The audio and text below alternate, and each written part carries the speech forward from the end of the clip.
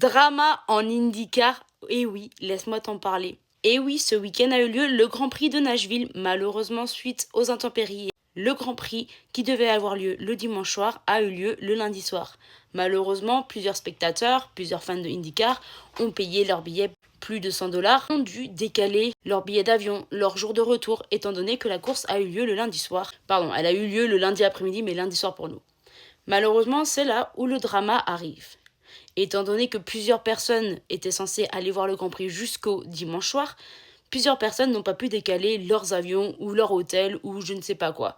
Malheureusement, ils n'ont pas pu donc venir voir la course. Et c'est là que la IndyCar a décidé de vendre des billets pour seulement 10 $ pour pouvoir accéder à la course le lundi. Malheureusement, c'est là où le débat a eu lieu.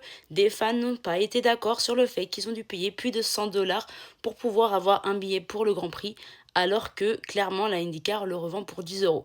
Les pilotes se sont même adressés à ce sujet et ont même dit que la IndyCar aurait dû juste simplement rembourser ou même faire en sorte que tout le monde puisse accéder au Grand Prix gratuitement le lundi.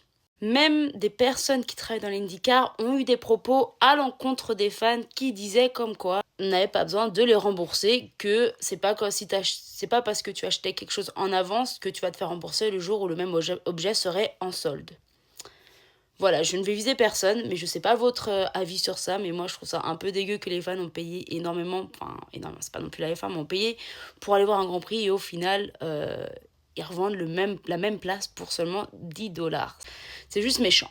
Pour l'instant, aucun dédommagement n'a été annoncé, rien n'a été dit. On ne sait toujours pas si ces personnes-là vont avoir un remboursement ou alors un petit avoir pour l'année prochaine.